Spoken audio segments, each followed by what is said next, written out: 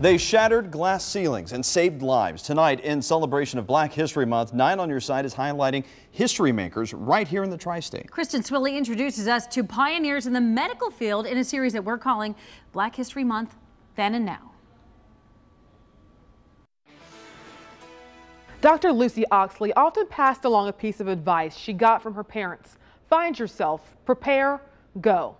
And as I found out, though Oxley is gone, that message resonates in UC's College of Medicine and in the life of another doctor today. She triumphed over a lot of adversity to get to where she was, being African American and being a woman. In the mid-1930s in medical school was probably something not a lot of people could surmount. But as the first Black graduate of UC's College of Medicine, Dr. Lucy Oxley didn't just overcome, she excelled. To be in that environment must have been, extremely challenging, but she was strong. Oxley went on to make history again as the first African-American woman appointed to the Ohio State Medical Board. She retired just 6 months before dying of cancer in 1991. That same year, just 1 month later, another African-American with Pennsylvania ties would walk through the doors of a Cincinnati hospital and change lives. African-American or minority children were radically disproportionately represented among injured children and children who were dying. So that gave rise to the African-American Injury Prevention Initiative. Dr. Victor Garcia's injury prevention-focused Buckle Up for Life program, pioneered at Cincinnati Children's, is now in 26 cities. It saved lives. But in his quest to help others, Garcia, a West Point graduate, faced discrimination of his own. I was one of 5 African Americans at the United States Military Academy in a class of 1,013. When I sort of shared with my guidance counselor that I wanted to go to West Point, it was, well, you're not going to make it. You're not going to get there. We know that if your caregiver looks like you, that your outcomes are going to be better, and you're going to be more inclined to come to that individual, he or she, to get the care. And at UC's College of Medicine, that philosophy is alive and well.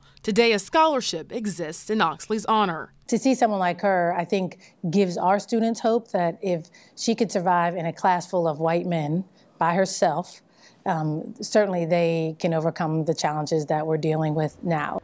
Kristen Swilley, 9 on Your Side. In celebration of Black History Month, 9 on Your Side is sharing the stories of African-American history makers in the Tri-State. Kristen Swilley introduces us to pioneers in the press for a series we call Black History Month, Then and Now.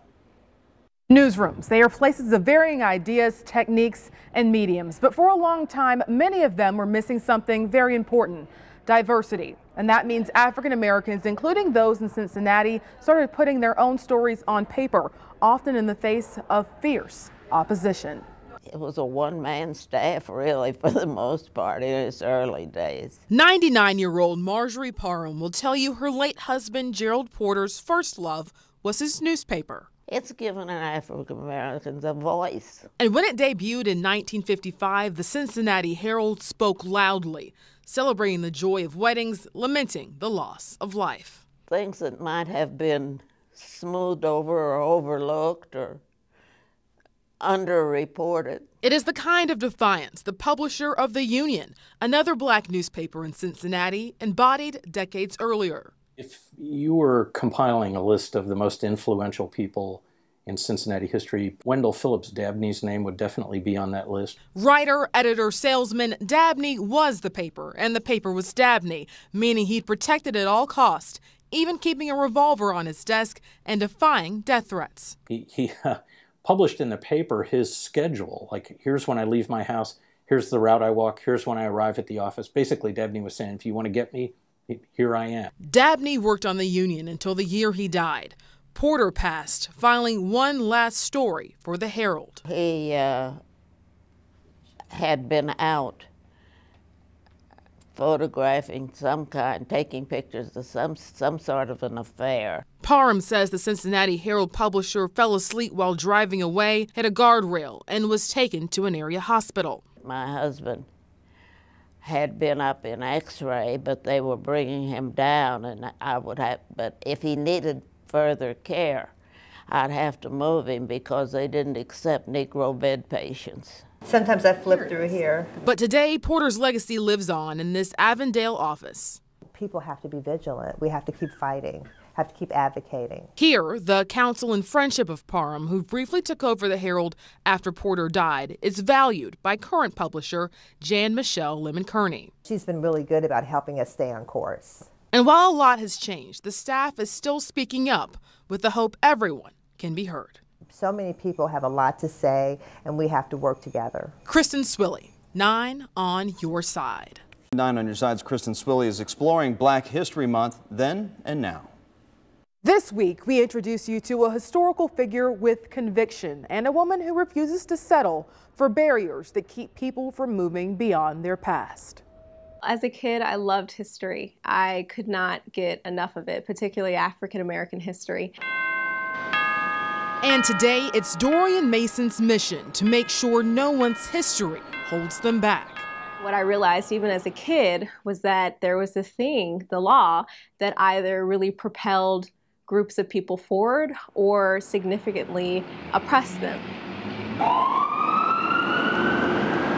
Mason is an attorney at the Ohio Justice and Policy Center. She works with the Second Chance Legal Clinic, which gives those with criminal records a voice and a shot at success. What we're finding is that when people are returning and when people are wanting to go out and seek employment, that they have two marks against them. They are not only African American, but also have a criminal record. Mason is fighting to change laws and policies that actually bar people with certain convictions from working certain jobs. Decades ago, another woman was breaking barriers of her own. Before the courtroom, she made history in a Cincinnati classroom. Helen Austin is the first African-American female to graduate from the College of Law in 1930. And the first African-American female assistant attorney general in Ohio, later founding and operating several education programs in Africa. Lawyers go on not only just to practice law, but they often become leaders in the legislation as presidents, as judges, as prosecutors. Dorian Mason and Helen Austin both knew that meant spending time in Washington, D.C. Austin as the legal advisor to the city's government, Mason as a student at Howard University. There she would join the sorority Austin was once national president of. But her battle for racial equality in the legal system takes place right here in Cincinnati. From police interactions on the ground with community members to how people interact with the court system. Today, Austin's alma mater is doing its part to bridge that gap with Assistant Dean for Academic Affairs, Student Affairs, and Diversity, Stacey Rucker. She says UC's made strides. I know at the time that Ms. Austin was here, we had no faculty members of color. Now we have 7.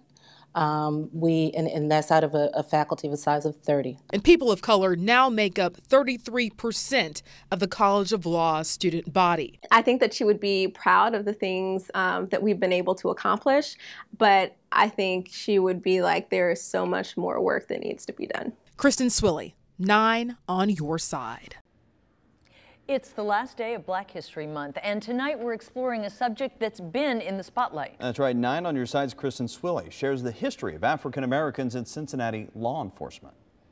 We know the relationship between the police and African Americans is a complicated one. It has been for a long time. But in this story, a group of detectives show us the most important aspect of crime solving is community.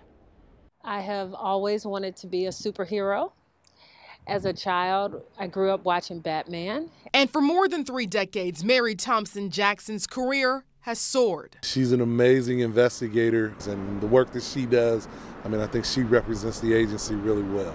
Her family is also a part of her criminal justice league. My husband actually works day shift, and my son, I see him in passing.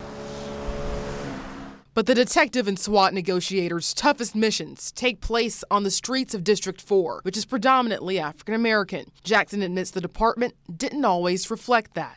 You didn't see people that look like you, that could understand your issues.